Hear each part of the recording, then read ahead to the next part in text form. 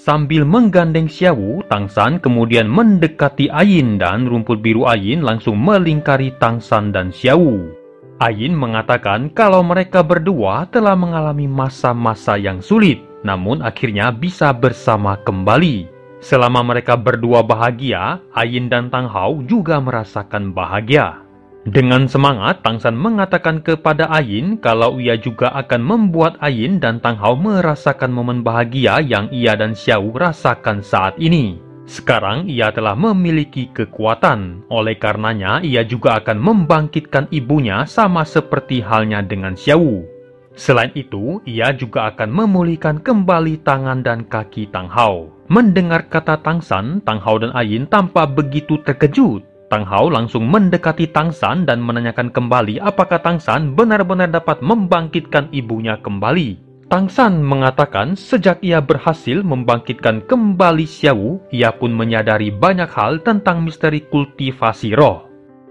Oleh karena itu, ia yakin dapat membangkitkan ibunya kembali. Bahkan setelah menembus peringkat 91 dolo, ia dapat menggunakan kekuatan mentalnya untuk memulihkan kembali tangan dan kaki ayahnya. Begitu mereka berhasil mengambil kembali tulang roh kaki dan tangannya.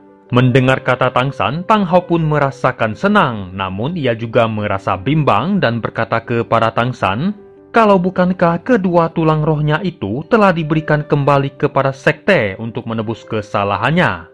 Mendengar kata Tang Hao dengan tegas, Tangshan mengatakan kalau hal itu bukanlah kesalahan dirinya. Terbunuhnya mantan Paus Agung Spirit Hall bukanlah kesalahannya, melainkan semata-mata untuk melindungi ibunya. Seharusnya sekte membantunya dan bukan malah menimpakan kesalahan padanya.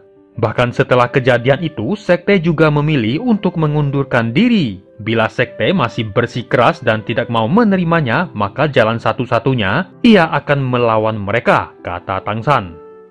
Mendengar kata Tangshan, Tang Hao yang memiliki kesetiaan tinggi kepada sekte kemudian mengatakan kepada Tangshan kalau bagaimanapun juga mereka tetap tidak bisa mengkhianati sekte. Tangshan mengatakan kalau ia tidak akan mengkhianati sekte, namun ia tetap akan mengembalikan nama baiknya. Untuk itu, ia bermaksud menemaninya kembali ke sekte. Sambil mengatakan itu, Tangshan kemudian mengeluarkan palu emas kecil pemberian Tang Chen waktu itu. Melihat palu emas itu, Tang Hao tampak begitu terkejut dan dengan cepat mengambilnya dari tangan Tangshan dan menanyakan dari manakah ia mendapatkan palu itu. Tangshan mengatakan kalau Tang Chen lah yang telah memberikan palu itu dan juga memberikan wewenang kepadanya. Selain itu, ia juga telah menceritakan semuanya kepada Tang Chen dan Tang Chen pun tidak menyalahkannya. Mendengar kata Tangshan, wajah Tang Hao tampak berubah seketika. Ia tak mengira kalau Tang Chen ternyata tidak menyalahkan dirinya. Aura energi yang kuat tiba-tiba meledak dari tubuh Tang Hao karena perasaan emosinya yang terpendam. Tangshan kemudian mengatakan begitu ia berhasil membangkitkan ibunya, ia akan membawa mereka pergi ke sekte. Seolah tersadar oleh perkataan Tangshan, Tang Hao yang masih emosional itu kemudian mengembalikan palu emas itu kepada Tangshan dan memintanya untuk menyimpannya baik-baik. Tang Hao kemudian bertanya kembali kepada Tangshan apakah ia yakin dapat menghidupkan kembali ibunya. Tangshan mengatakan kalau ia yakin dan jikapun tidak benar-benar bangkit, ia yakin kekuatannya sekarang dapat mempercepat proses ibunya kembali ke bentuk manusianya.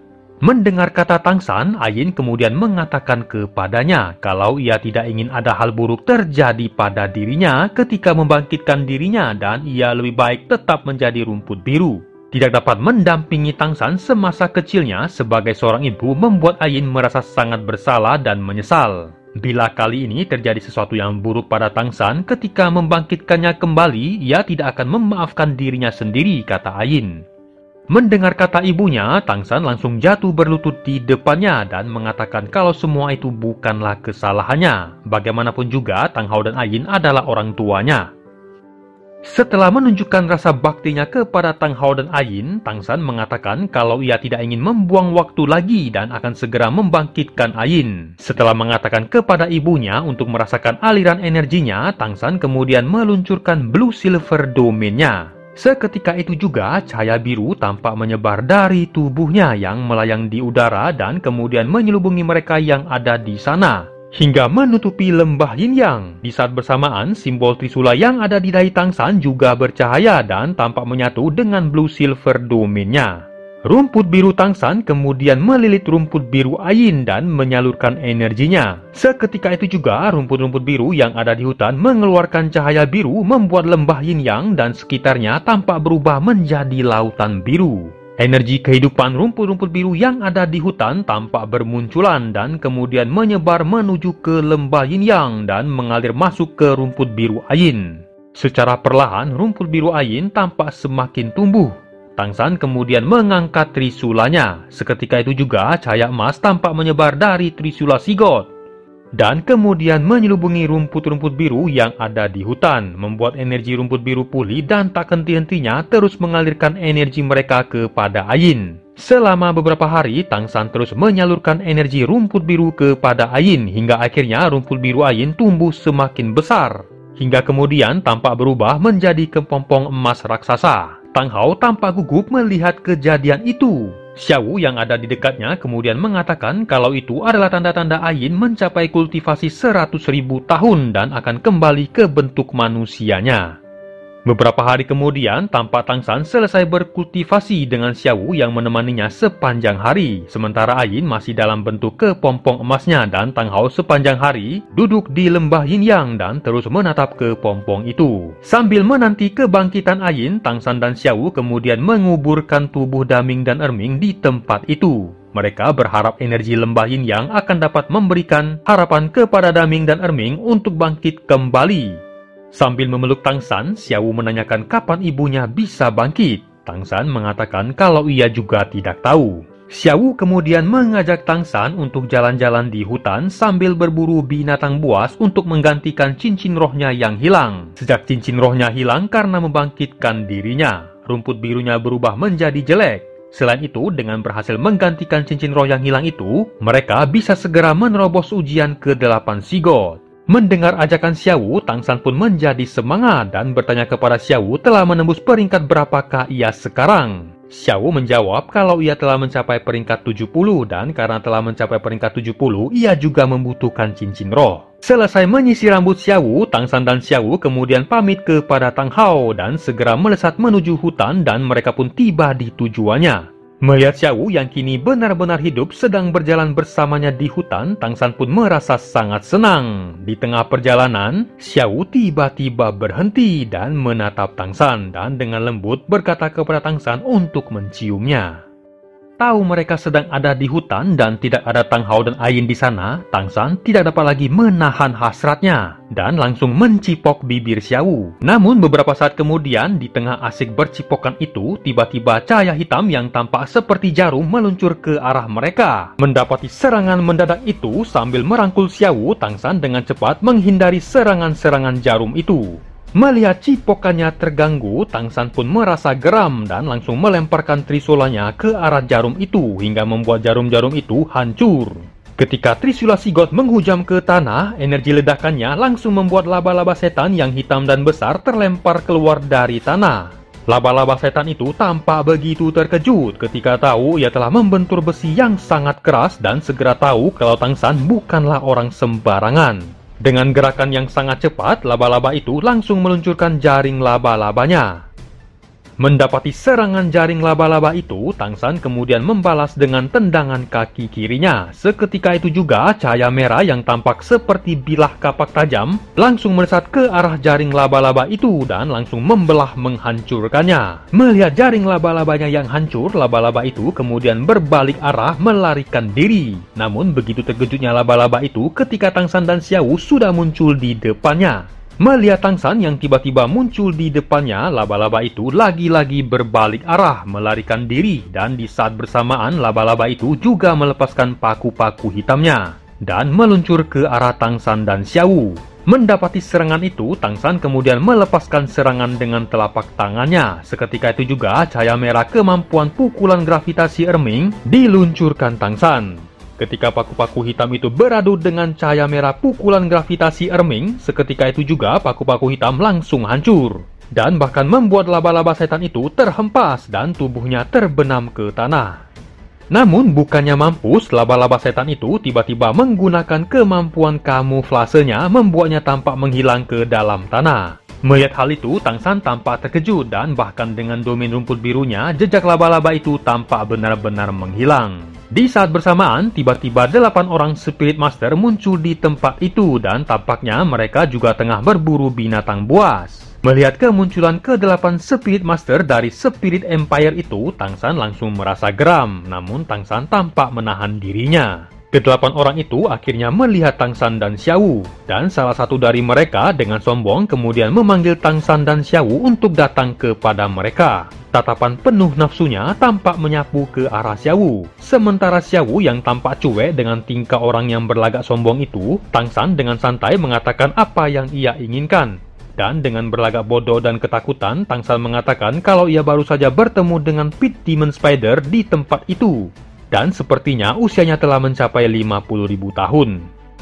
Mendengar kata Tang San, seorang Spirit Dolo pimpinan kelompok itu tampak merasa terkejut dan kemudian melesat muncul di depan Tang San. Spirit Dolo itu juga merasa senang karena sedang mencari cincin roh untuk menembus peringkat 90 Dolo dan menanyakan kepada Tang San kemana perginya laba-laba itu. Dengan kembali berlagak bodoh, Tang San kemudian mengatakan apakah ia cukup kuat untuk melawan laba-laba itu dan apakah mereka bisa membantunya keluar dari tempat itu karena laba-laba itu sangatlah kuat. Laba-laba itu sekarang sedang bersembunyi di bawah tanah di dekat tempat itu. Xiao yang melihat akting Tang San itu tampak menahan geli. Belum pernah ia melihat Tang San berakting seperti itu. Mendengar kata Tang San kalau laba-laba itu berada di tempat itu dan bersembunyi, Spirit Dolo itu lantas memerintahkan ke-7 anak buahnya untuk berhati-hati dan segera melepaskan kekuatan mereka. Karena laba-laba itu dapat melepaskan serangan mematikan walaupun sedang bersembunyi. Ia juga mengatakan kepada Tang San untuk segera melepaskan kekuatan rohnya untuk berjaga-jaga. Setelah mengatakan itu, ia pun melepaskan kekuatannya. 8 cincin roh tampak muncul di depannya. Tang San kemudian berpura-pura meminta tolong kepada Spirit Dolo itu untuk memegang trisulanya saat akan melepaskan kekuatannya. Saat Spirit Dolo itu memegang trisula itu, Tang San langsung melepaskan trisulanya. Begitu terkejutnya Spirit Dolo itu ketika ia merasakan betapa beratnya trisula itu. Namun sebelum ia terbawa jatuh oleh trisula Sigot, dengan gerakan cepat ia mendorong trisula itu dengan kakinya untuk menjauh dari trisula itu. Di saat bersamaan, Tang San langsung menendang ujung trisula Sigot dan trisula pun meluncur langsung menghujam tubuh Spirit Dolo itu hingga trisula menembus tubuhnya, membuatnya tewas seketika. Ke-7 Spirit Master lainnya yang melihat Spirit Dolo terbunuh tampak merasa geram dan secara bersamaan hendak menyerang Tang San. Namun ketika melihat ke-4 cincin roh kemerahan yang muncul di tubuh Tang San, mereka pun tampak begitu terkejut. Belum hilang rasa terkejutnya, tiba-tiba cahaya merah telah menyelubungi mereka membuat mereka tak mampu bergerak.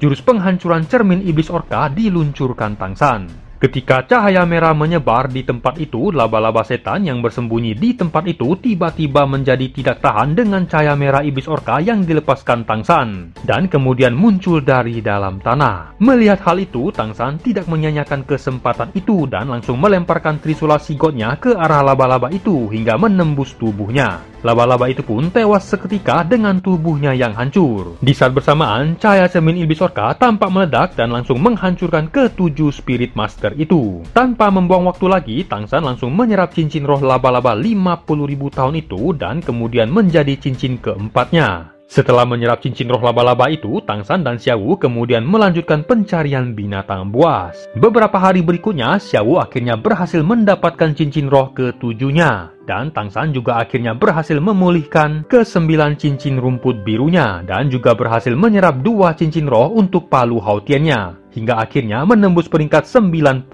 Dolo. Dari hasil perburuannya itu, mereka juga berhasil mendapatkan 2 tulang roh. Salah satu tulang roh itu adalah tulang roh tengkorak pesona yang sangat cocok dengan jurus pesona Xiao. Xiao kemudian langsung menyerapnya dan peringkatnya pun naik menembus peringkat 76. Satu tulang roh yang tersisa tidak mereka serap karena merasa tidak cocok. Begitu juga dengan tulang roh Ghost Dolo.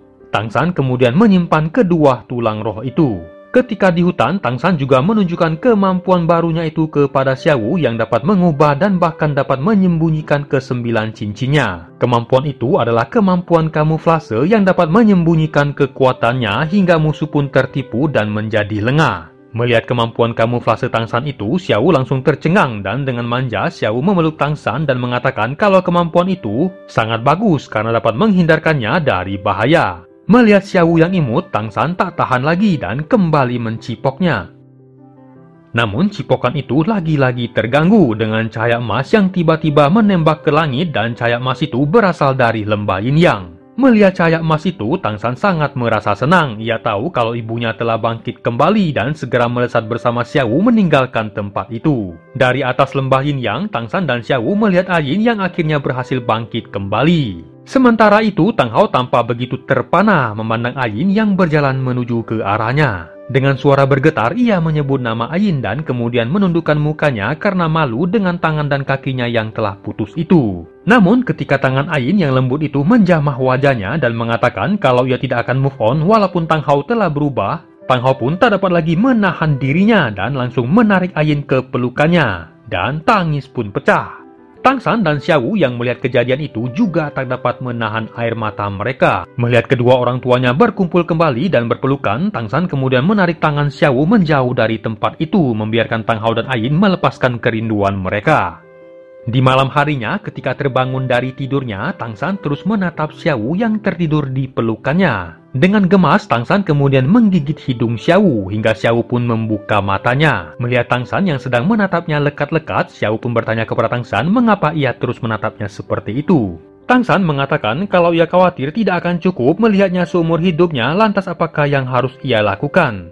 Xiao mengatakan jika begitu ia akan membiarkan Tangsan mencari lagi 2 kehidupan, 3 kehidupan, dan seterusnya. Mendengar kata Xiao, Tangsan pun langsung menjawab Xiao dengan mencipok bibirnya. Keesokan harinya, Tangsan dan Xiao menuju lembah Yin Yang. Di sana mereka melihat Tang Hao dan Ayin sedang duduk berdua bermesraan. Ketika melihat Tang Hao, Tangsan tampak terkejut. Bila sebelumnya Tang Hao terlihat tua, namun sejak Ayin hidup kembali, Tang Hao tampak menjadi lebih muda. Tangsan kemudian memanggil Tang Hao dan Ayin. Melihat kedatangan Tangsan, Tang Hao tampak tersenyum, sementara Ayin langsung berdiri dan memanggil Tangsan. Melihat Ayin memanggilnya, Tangsan langsung berlari dan jatuh berlutut sambil memeluk Ayin. Ayin pun menangis dan memeluk Tangsan. Xiao tampak begitu terharu melihat momen itu, namun ia juga merasakan sedih ketika teringat kembali akan ibunya. Tiba-tiba benang emas tampak muncul dari tubuh Ayin dan kemudian melilit Xiao dan menariknya ke pelukan Ayin. Ayin mengatakan kepada Xiao untuk tidak bersedih dan mulai saat itu juga Ayin akan menjadi ibunya. Mendengar kata Ayin, Xiao pun langsung memeluk Ayin, memanggilnya ibu dan menangis. Beberapa saat kemudian, Tangsan bertanya kepada Ayin bagaimanakah kondisinya. Ayin mengatakan kalau ia baik-baik saja dan kultivasinya juga mencapai peringkat 70. Dengan semangat, Ayin kemudian mengatakan untuk menuju ke Clear Sky School. Mendengar kata Ayin, Tangsan yang mengerti kalau ibunya tidak sabar lagi ingin Tang Hao segera pulih, langsung mengangguk setuju. Namun Tang Hao tampak keberatan dan mengatakan kepada Ayin untuk berkultivasi dulu memulihkan kondisinya mengingat kalau ia baru saja kembali. Beberapa hari kemudian mereka pun menuju ke Clear Sky School. Oke, sampai sini dulu guys, nantikan episode selanjutnya. Buat yang penasaran sama lanjutannya, di subscribe aja ya guys, biar tidak ketinggalan ceritanya. Buat yang udah subscribe, mudahan dilancarkan rezekinya. Bye bye and see you.